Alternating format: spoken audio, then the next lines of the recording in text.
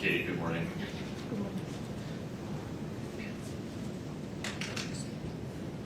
So as you know, I'm Katie, and I'm Eric's sister. To begin, there are a multitude of people who deserve credit and appreciation. Law enforcement agencies across the state of Utah, the Summit County Prosecutor's Office, the Medical Examiner's Office, expert witnesses who worked hand in hand with law enforcement, Eric's friends, Eric's co-workers, my friends and my family, our entire team of lawyers and experts in the civil lawsuit. There are far too many people to mention by name, and I suspect if I try to, I will inadvertently leave someone out. But to all of you, please know that this would not be possible without your efforts, your support, and the strength of the community that has stood beside us. Both my family and I are forever grateful to each of you. I am also very grateful to you, Your Honor, to this court for the dignified manner in which it presided over the trial, and to the members of the jury for faithfully performing their civic duties. Today is Eric's birthday. That single sentence shifts the entire room. This is no longer just testimony.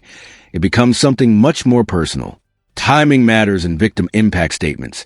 And hearing this on Eric's birthday adds emotional weight that juries, judges, and viewers feel instantly. Question for everyone watching. What moment made you realize this statement was moving beyond facts and into something deeper? I stand before you because he can't. He was taken away from my dad, my sister, his nieces, his friends, our community, and worst of all, from his 3 amazing sons. Sorry. He was taken away from us by a person he should have been able to trust, the person he should have trusted most in the world, his wife. It's impossible to fully describe how devastating Eric's death and Kouri's crimes have been to our family.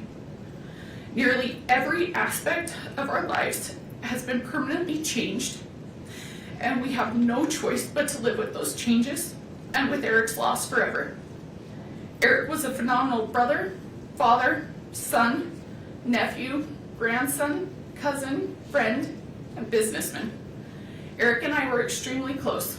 We went through school together and navigated life side by side. Wherever Eric went, I was usually tagging along right behind. At school, Eric's nickname was Richie, and mine was Little Richie, a reflection on how inseparable we were. He wasn't just my brother. He was my constant, my protector, and one of my closest friends. Eric was the kind of father who anticipated his children's needs before they ever had to ask. He made sure they were always having fun, taught them how to be respectful and kind, and was constantly planning for their future. His mind and heart was always on his boys, always. Everything he did was for them. Eric was the very best uncle. He made his nieces, my daughters, feel truly special. He always found ways to have fun with them. He doted on them with love and attention. Eric was an incredible son, always there for my parents, stepping in without hesitation and helping in every way he could, without being asked. The bond he shared with my mom was truly special. We would often joke that the umbilical cord had never really been cut, but in truth, it spoke to the deep, unbreakable love they had for each other. This is who Eric truly was, a man defined by love, integrity, and unwavering devotion to his family. He is none of the things that Kouri tried to portray him as. Those mischaracterizations were nothing more than a vile effort to deflect blame. Notice what's happening here strategically. Katie isn't only expressing grief. She's pushing back against narratives introduced during years of litigation and public claims. In courtroom settings, character often becomes a battleground. Her argument is essentially, you heard accusations, now here's a person we knew. That's a powerful contrast. And those mischaracterizations stand in stark contrast to the reality of the man we all knew and loved. Eric's life and his actions and the profound impact he had on those around him speak for themselves, and they tell a story of goodness, strength, and character that cannot be rewritten or diminished. The saddest part for me in all of this is that I got something with Eric that his sons never did: time. I feel cheated that I only got to spend a few decades with my brother, but I should feel lucky in comparison. As Eric's eldest son told me shortly after his dad's death, he and his brothers did not even get 10 years with their dad. It is devastating that Eric is not here to coach them, to work the family ranch with them, to teach them how to drive, to attend their high school graduation, to send them off to college, to see them get married, or to celebrate the birth of his future grandchildren. His 3 sons are going to grow up and live nearly their entire lives without their dad. They're going to get to know their dad more from the stories we tell about them than their actual experiences. In all likelihood, by the time they are each 44 years old, which is how old Eric would be today, they will have little to no actual memories of Eric. And they have to go through life without their dad. This is one of the moments where the emotional stakes become impossible to ignore. The focus shifts from the loss of one life to the ripple effects on an entire family. Cases like this often stop being about a single event and become about the long-term consequences left behind. Because their mother planned and carried out his murder. She could not have done anything more selfish or more cruel to those boys. In the place of a stable, secure, and loving home, Kouri gave the boys permanent trauma. They were in the house the night she killed their father. They were awake. They knew that something terrible had happened to their dad. As we heard on the 911 call during trial, one of them even walked into Eric's bedroom, where Eric's body lay dead, poisoned by someone who his son should have been able to unconditionally trust, love, and depend on. No child should have to bear that trauma. But Eric's 3 innocent sons will bear that burden, and they will bear it for the rest of their lives. Kouri's selfishness and cruelty did not end with Eric's murder. In the time after Eric's death, Kouri has done nothing but isolate, manipulate, deceive, and do harm to those boys. Almost immediately after Eric died, she cut them off completely from our family, from Eric's family. The isolation was calculated and strategic. Kouri used the boys as bargaining chips with my dad. She repeatedly threatened not to let him see his grandsons unless he could convince me, as Eric's trustee of his trust, to capitulate to her legal demands and give her all the trust assets. While isolating the boys, Kouri provided them with false and harmful information about me and my family. When DCFS took custody of the boys following Kouri's arrest and asked where they would like to go, they expressed fear of my family. The fear was not based on reality, but on what they had been told. For over a year, Kouri led them to believe that I hated them, that I was attempting to take Eric's money for myself, and that I intended for them to be left without support, that they would be homeless and starving. These statements were entirely false and had no basis in reality. Had they not been subjected to that influence, they would have known the truth. Prior to Eric's death, our families were very close. My daughters and his sons had strong friendships, and I had a meaningful individual relationship with each of my nephews. I spent time riding horses with one, helping another identify summer coding programs, and the youngest participated in ice skating lessons with my daughters. Our families shared holidays, worked together on our family ranch, took trips together, and I was present the day each of the boys were born in the hospital. The boys have expressed their confusion about these circumstances. They have stated that prior to their father's passing, both Eric and Kouri frequently told them if anything were to happen, they should go with me, that I would care for them and support them. Following Eric's death, however, those messages changed. After Eric passed away, Kouri prevented all contact between our family and the boys. She prohibited communication and continued to provide them of false information about us. When we were finally able to see the boys again, approximately 15 months after Eric's death, the boys hardly recognized the relationship we had. Instead, they viewed my family and me with fear and hesitation, as though we were strangers. Kouri also went to great lengths to jeopardize the boys' financial futures. I know you are very aware of this. There's also a legal layer here that can get complicated. Katie is describing parallel battles happening outside the criminal case: trusts, estates, civil lawsuits, financial disputes. Criminal court answers, was a crime committed? Civil proceedings often answer, what happens to money, property, and responsibility afterward? Two separate tracks, but they can collide in emotionally exhausting ways. Among other things, she drained the personal bank accounts that Eric had set up for his boys as college funds. She allowed the boys' Social Security survivor benefits to be funneled to individuals who were not taking care of the boys.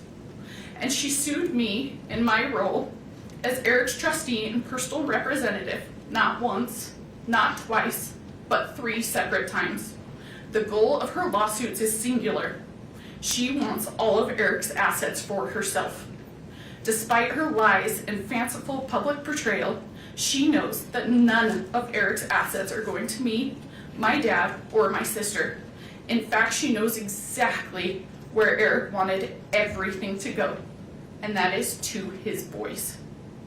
And yet, for 4 years, she has aggressively tried to take their inheritance from them. Even now, despite erroneous debt, a murder conviction, and a string of pending felony financial charges, Kouri's civil lawsuits live on. Those lawsuits have been emotionally grueling, all-consuming, and unimaginably expensive. And tragically, every dollar on those suits is a dollar that Eric's boys will not get. Of course, Kouri can't have other people or the public thinking that she's trying to take away her children's inheritance. So for the past 4 years, both in court and in the media, she has demonized and vilified me. She has hurled wild accusations in my direction, including that I hacked her bank accounts, forged her bank statements, paid off witnesses, unduly pressured law enforcement into investigating her, and quietly pulled the Summit County prosecutor's strings. It is despicable that for doing nothing more than trying to honor Eric's wishes, Kouri has cast me as the evildoer here. Just as bad, honoring Eric's wishes has landed my sister and myself, and unbelievably, my 2 daughters in Kouri's crosshairs.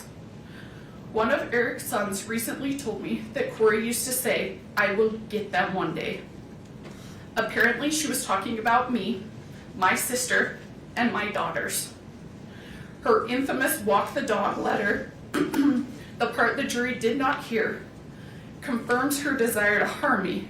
In it, she talks at length about her plans to get at Amy and me, including by targeting my daughters, both of whom are under the age of 10. It takes a sick mind to target children. The mere thought that someone who has so little regard for human life or decency might one day walk free is horrifying. I worry about the safety of Eric's boys, my daughters, my sister, and myself. There is nothing Kouri will not do, and no one she will not hurt, to achieve her own selfish ends. I am not the only one that is afraid.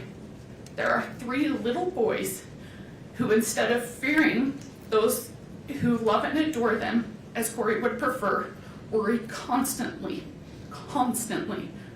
that Kouri might show up one day and take them away. Eric's sons deserve so much better. They are not bargaining chips. They are not cash cows. They are not props for some twisted children's book about grief and loss. And yet that is what they've been reduced to by Kouri. To my unending sadness and horror, Eric himself understood all too well the danger she posed to his children and to his family. When Eric told me he had changed his estate planning and appointed me as his trustee and personal representative, I begged him to end the marriage and go his separate way. By that point, he had already consulted with a divorce attorney, and was deeply afraid that he might not be awarded sole custody of his children. He made the heartbreaking decision to stay because he could not accept the risk of what might happen to his sons if Kouri had equal custody. He told me he would live his life through hell every single day of his life until his youngest was 18, because he believed Kouri was the most evil person he had ever met. He knew that his sons did not like her. This section takes a sharp turn. Katie flips the idea of notoriety completely. The argument isn't about attention itself. It's about why attention exists. That's a distinction that lands hard because it reframes the entire conversation around consequences rather than publicity. He told me as much many times. He knew that they would prefer to be far away from her, but he also knew that divorce carried significant risks. And he said he could never allow his children to spend half of their time alone with her, because he was certain they would be exposed to harm and things no child should ever experience. He made it clear that in his mind, if Kouri were given equal custody, his children would be in the care of someone he believed to be deeply dangerous. He feared the people they could be exposed to and the damage that could be done. At the same time, he spoke with deep love and admiration for his boys. He told me that they were the most amazing boys in the world, and that none of this was their choice and none of it was their fault, and that he would do everything in his power to protect them for as long as he possibly could. Kouri loves to go on and on about how this case is a media sensation. She's right. News outlets from here to Europe have covered it. There have been countless newspaper articles, podcasts, and TV specials about it. Every hearing is live streamed on numerous YouTube channels. Every filing is scrutinized by internet lawyers and true crime junkies. There is no question that this case is famous. And here comes a final transition, the point where emotion meets sentencing. Everything before this builds toward a specific request before the court.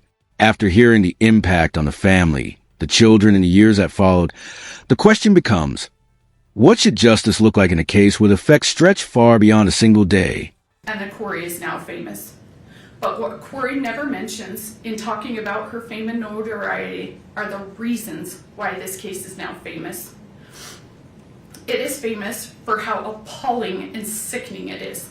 It is famous because a mother meticulously planned to kill her husband, killed him while their children were sleeping in the next room, and then had the audacity to hold herself out as the author of a children's book about grief and loss. It is famous because she spent time Googling luxury prisons for the rich in America. It is famous because from her jail cell, she scripted a bunch of phony testimony so that her brother could perpetrate a fraud on the court. It is famous because she victimized her own children and threatened to victimize Eric's nieces. The fame and attention are directly proportional to the evil that has gone on here. This is not a situation where the idea of rehabilitation should be entertained. In taking Eric's life for her own selfish gain, Kouri did not only harm Eric, she permanently harmed 3 kids who were under the age of 10. She took away a dad, a son, a brother, an uncle, a grandson, a nephew, a cousin, and a friend. Eric's death has caused immeasurable pain to so many. Obviously, there's nothing the court can do about that. And you cannot bring him back. But what you can do is give Kouri's victims at least some measure of closure. To that end, I ask that the court impose a sentence that ensures Kouri never has the opportunity to harm Eric's children or our family again. Please do not let my brother's life be worth nothing more than a 25-year punishment. Please do not leave those boys to wonder whether Kouri might track them or their children down in the future. Please do not create a possibility for Kouri to endanger Eric's boys, my daughters, my family, or anyone else ever again. Please sentence Kouri to a life in prison without the possibility of parole. Thank you. Thank you, Katie.